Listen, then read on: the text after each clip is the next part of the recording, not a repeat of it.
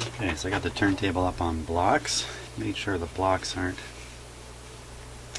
interfering with the mechanism. I just want to make sure there's no oil on the motor spindle. We have not done the general lubrication here yet, even. So I'm going to give this machine a 20% chance of operating right now. Most likely, my guess is the trigger and the record trigger mechanism won't operate properly yet. That'll be my guess. Okay. So I better put the tone arm back in, or the head shell rather.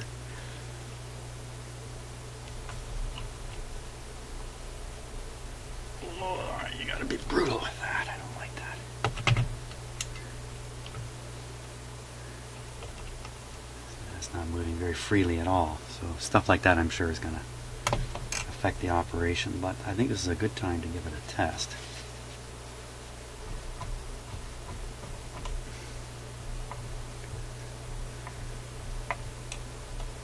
Like that stuff on there, but I don't think it's gonna cause a serious problem. There's some corrosion on one piece of this metal here. It's all white. But it seems to move, so I won't worry about that either. Ooh, I'm a little excited.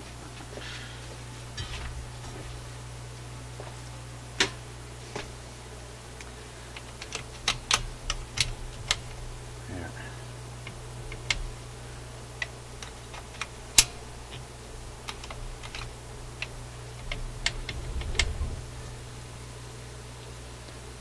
Ugh, boy, there's a lot of rust inside there. Yikes.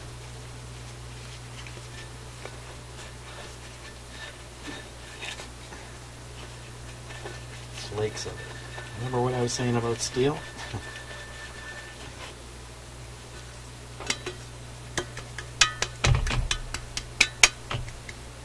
Look at that. You can't. Here. Oh, look at that. Coming out of here. All kinds of it in there.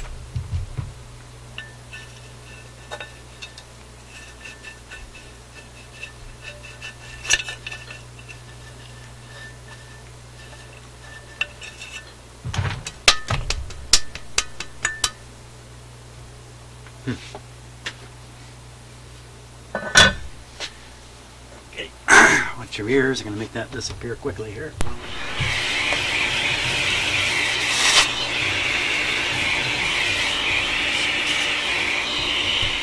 Now, another interesting thing about corrosion products is some of them are conductive, some of them are sort of partially conductive, some are insulative. Aluminum, the oxide on aluminum is not conductive, and that's why aluminum wiring is such a problem, where the wires go under screws and you tighten them down. People make the unfortunate mistake of using the wrong outlet or switch on aluminum wiring, and in the long run the connections work a little bit loose from the differential in the thermal expansion coefficient, and the next thing you get is the aluminum actually thins out under the screw. The oxygen gets in there, makes aluminum oxide, and you have a bad connection and your outlet overheats. That's bad, bad, bad. Copper, on the other hand, when you look at a piece of copper, especially even an old piece of copper, you see the dark brown colored, orangey brown colored patina on it. It's conductive. And thank God we live on a planet that has copper.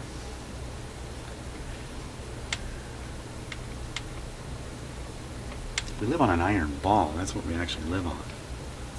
Big iron ball. Big molten ball of iron. And we live in the rust on the surface. We like the rust. Okay, are you excited? I'm excited. Let's give it a go. I'm not sure it's in the right mechanical position, but it'll find its way there. maybe with the first time around or something like that.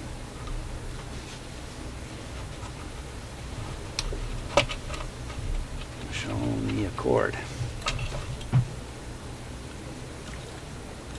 Now once again, I'm going to turn on the light bulb, the dim bulb here, just to be absolutely sure. I don't expect it to do anything though, but I'm a scaredy cat. See it turn?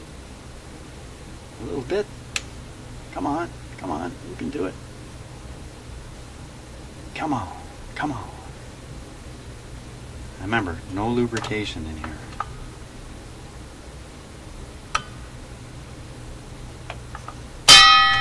I'm a winner.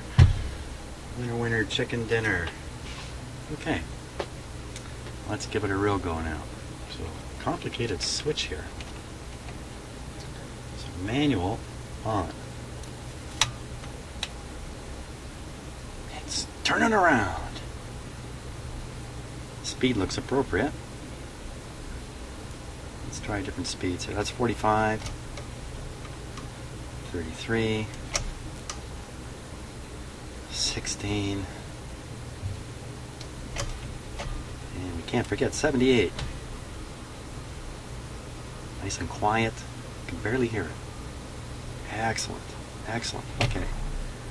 Back to 45. We'll keep it on 45. The larger diameter on the spindle creates a little more drive, a little less slippage where the intermediate wheel is. Hey, should I put a record on there?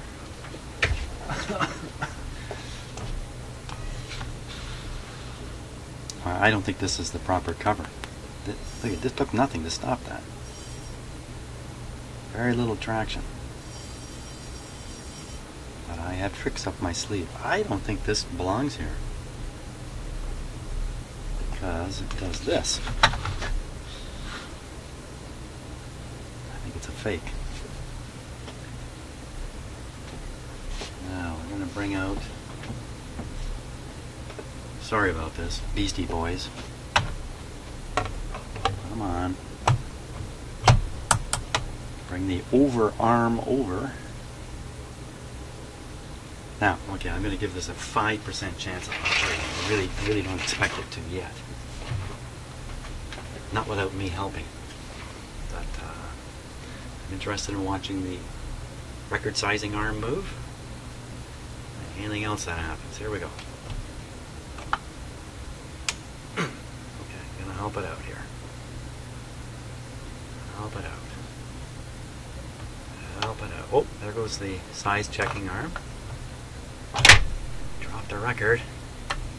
Over it comes. Down it goes. Beastie Boys lives once again, but I don't have this plugged into my stereo because the cartridge doesn't work. So you can hear it though. Sounds just as crappy as ever. Look at the warp in that record. It has a good test record. Yeah. Okay, let's just see what happens here.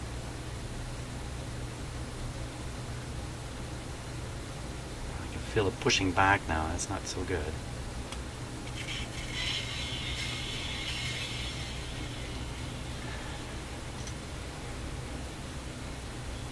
Will it lift up?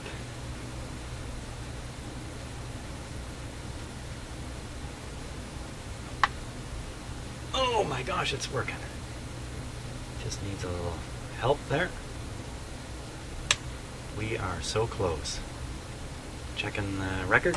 No record. I should decide to shut off. Ha! Wow. Well, that was much better than I expected. Wow, 2 thumbs up.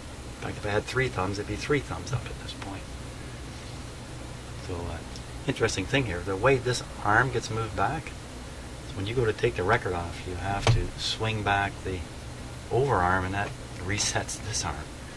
So, you know, it's like going to the grocery store and checking out your own groceries. In this case, you're becoming a part of the mechanism here. So, wow, fantastic. Okay, now we're down to the final stretch here, which is just a general lubrication. and the elimination of any of the friction points that might be in the mechanism. Oh, I'm excited. Very excited. That has really gone well. And this thing was so far from operating when I started.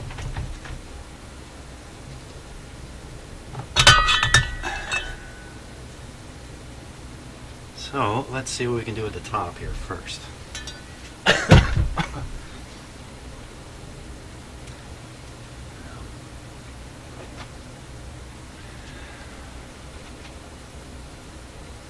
This is 3-in-1 motor oil. That's what you need to get, motor oil. Because this would be a synthetic oil, and that's the stuff to use. Now, I don't think I can get this guy apart here.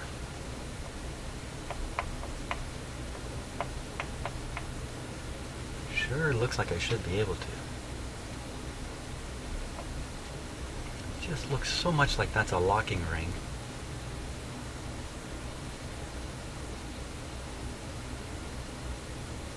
There's no sign of a split in it. There's a ring up above that comes off.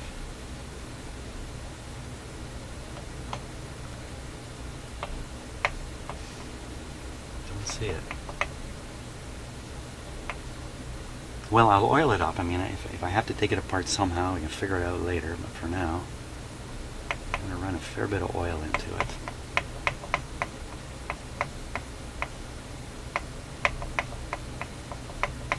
Assuming it's working its way down.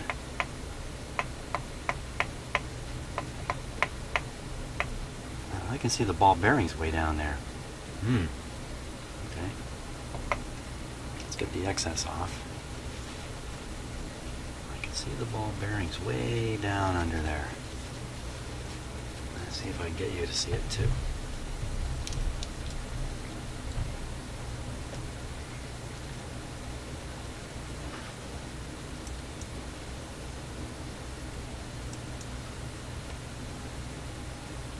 Yeah, you can see one down there. See it? Rolling around. I need to get some oil down in there.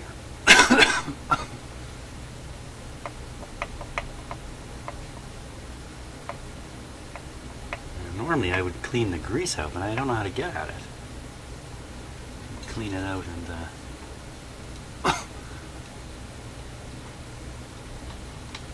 let's get the focus a little better here.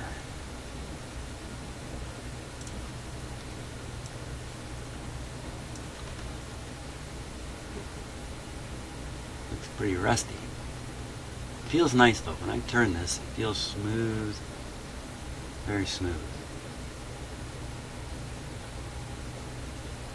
That does look like it should be a grease cup. I don't think there's much I can do about that. Now, getting some oil in there is a bit of a challenge. So,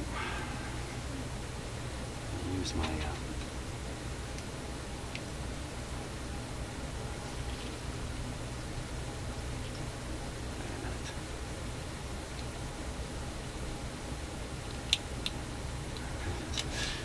when I look up, when it looks like I'm being clumsy with this, it's because I'm looking at it on my computer screen.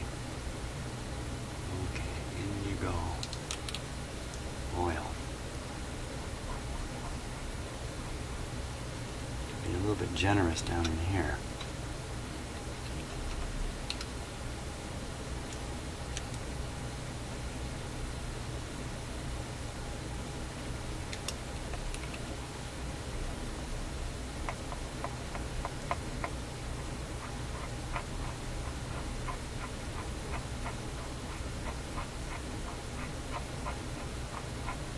Don't want that kind of bearing noise, but I'm turning it pretty quickly here.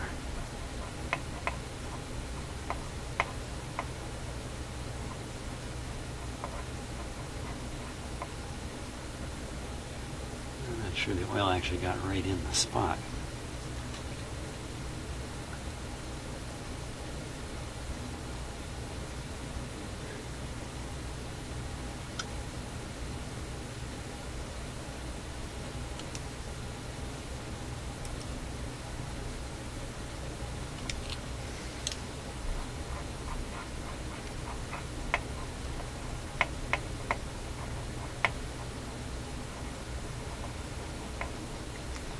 Okay, I think we got that. Some other things that can be done here. This is the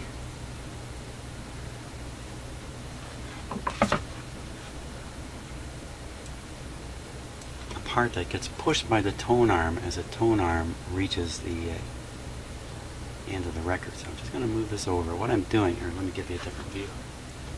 See more what I'm doing. So I'm going to watch that part move, and I'm feeling the. You see the tone arm actually is quite free. Move it over. Feel the how much pushback there is. It's not bad at all.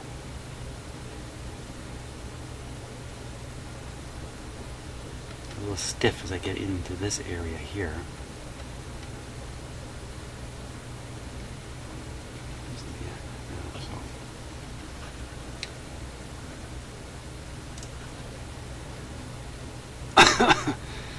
This is the part that was swinging.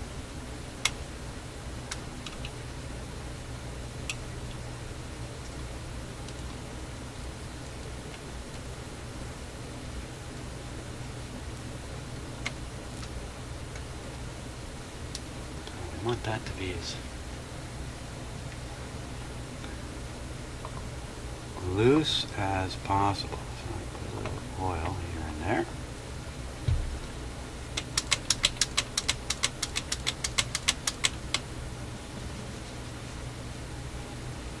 Take up the excess. Excess is not helping.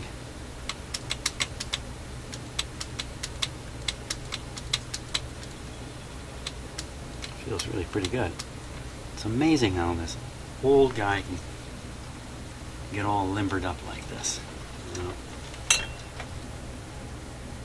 Got another part right here. What is going on with that?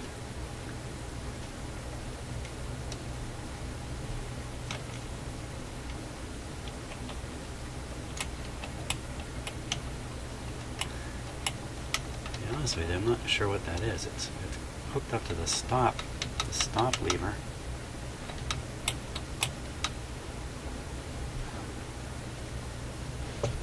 Clearly it's got to do some sliding here. It looks like there's some old grease in there, so let's give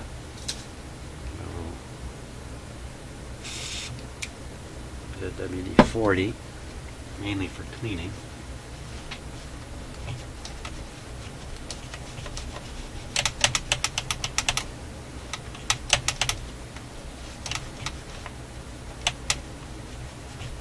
Just to make sure that's loose.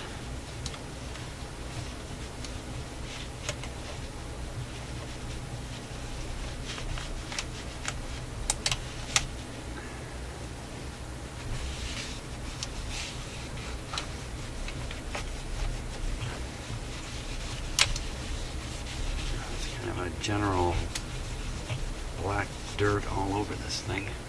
So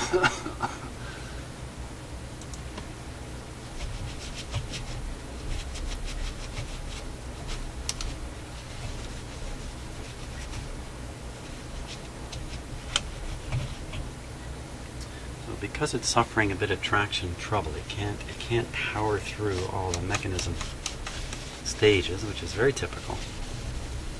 My first attempt is to reduce all the frictions before I begin to increase the tractions by tightening up springs and stuff like that.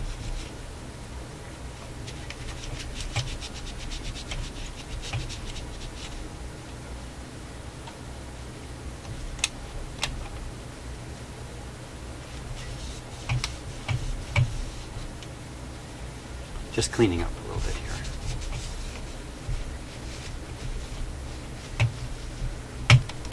Whoa, whoa, whoa, whoa, whoa. Nice to see that moving so freely, but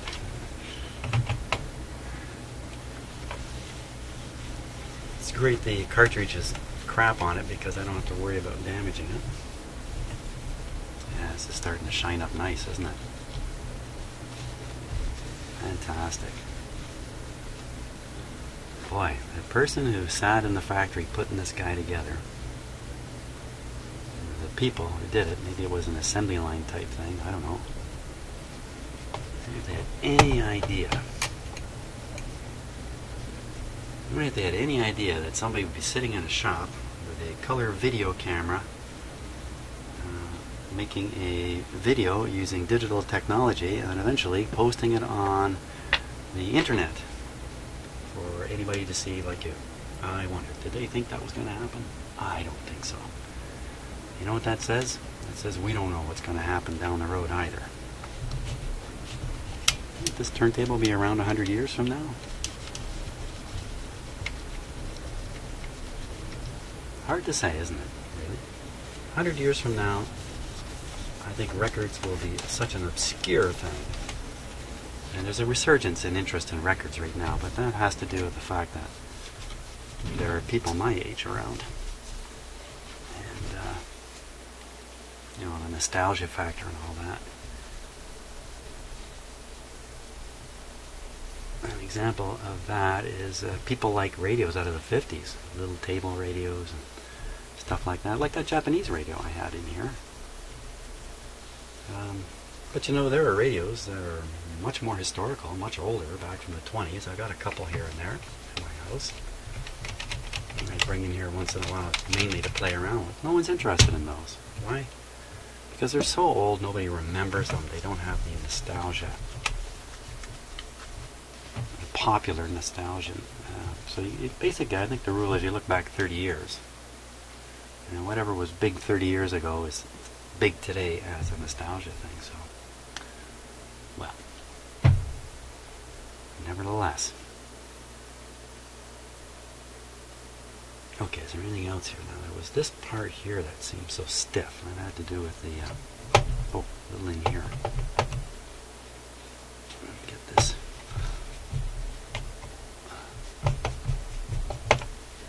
Things are a little hot there, aren't they?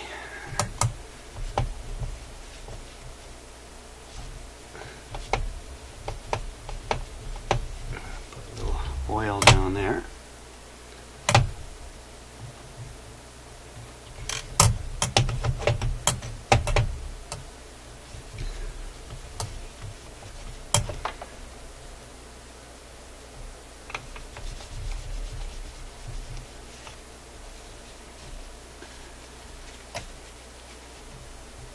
This record sizing arm is really cool. This is a feature that only existed for a while before manufacturers figured out better ways to deal with the varying record sizes. And I think I read in the manual this thing is good for 5 different record sizes.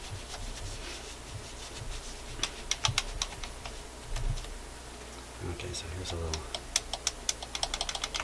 moving part here. Just about every one of these bearing points deserves a little dab of oil.